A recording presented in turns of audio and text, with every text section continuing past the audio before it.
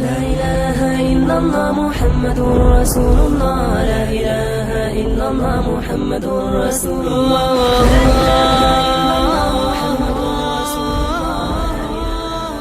Kırk hadis jana anın düşündürmesi. 5. hadis. Müminlerin enesi Ummu Abdullah Ayşe radıyallahu anha rivayet kılgan hadiste Peygamber sallallahu aleyhi ve sellem aytadi. Kimde-kim bul dinimizge andağı жоқ nerseni kirgizse anda al kabul kılınmaydı. Sahih Bukhari. İmam Müslim'nin başka rivayetinde kimde-kim bul dinimizde yok iş harekette atkarsa anda al kabul kılınmaydı. Hadistin düşündürmesi.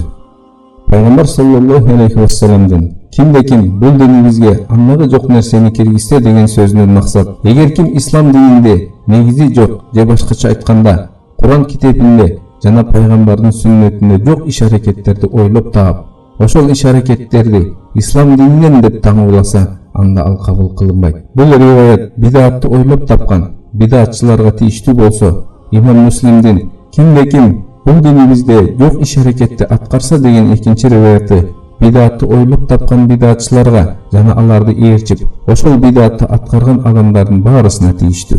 Ал эми hadistin andan kabul kılınmaydı degen bölügünün düşündürmesi. Bidatты oylop tapkan, je oşol bidatты kılıp жаткан adam ıhlastуулuk menen atkarsa da andan oşol kılgan iş hareketi kabul kılınmaydı. Teskerisinçe, al oşol işti kılgаны üçün күнөөкөр болот. Анткени Аллах Таала ыйык Кур'анда айтат. Kimde-kim İslamdan başka dindi tandasa, andan kabul kılınmaydı. Jana al ahiretте зыян тартуучулардан болот. Al-İmran suresi. Peygamber sallallahu aleyhi ve sellem'den bu hadisi İslam dininin negizlerinden. Sebebi ıyık Kur'an'ın ayatlarında da kelgen. Allah Taala aytat. Bu menin tuğra jolum. Uşuğa gana erçigile, başka jollardı erçibegile. Al jolları sizlerdi Allah'ın jolundan adaştırıp koyup. Al-İmran suresi. Alımdardın birliktүү oyu boyunca ibadatlar kabul boluş üçün iki şart talap kılınat. Birincisi ıhlastуулuk. Ekinçisi Peygamber sallallahu aleyhi ve sellem'in sünnetine töp kelүүsü. Бұл айтылған екінші шарт ушул hadisten жана жогорудагы аяттан алынган. Hadisten алына турган пайдалар. Биринчиси, ислам дининде жаңылык киргизүүнүн тыйылгандыгы. Bir adam, эгер мен bir бидатты киргизсем, ал нерсенин түбү ислам шариятында бар. Бирок мен аны шариятта көрсөтүлгөндөй сүрөттө кылып койсом, ал нерсе менден кабыл болобу же кабыл болбойбу деп сураса, анда мындай деп жооп берилет. Албетте кабыл болбойт. Мисалы кээ бир адамдар ойлоп тапкан дуба, зикирлер жана ар кандай ибадаттардын баарысы эле кабыл боло бербейт. Экинчи, иш аракеттер Пайгамбар саллаллаху алейхи ва салламдын сүннетине төп келүүсү үчүн төмөнкү 6 нерсе шариятка туура келүүсүн талап кылат. Алар ибадаттын себеби, түрү, өлчөмү, сырткы көрүнүшү, орду жана убактысы болуп бөлүнөт. Ал эми ушул 6 нерсе шариятка туура келбей калса, анда алар кабыл кылынбайт. Анткени ал исламда жок нерсени динге киргизүү болуп саналат. Биринчи, ибадат иш аракеттери шариятка себеби боюнча туура келүүсү. Мисалы, bir adam үйүнө кирген сайын 2 рекет намаз окуп, ошол нерсени сүннет кылып алуусу. Бул нерсе кабыл болбойт.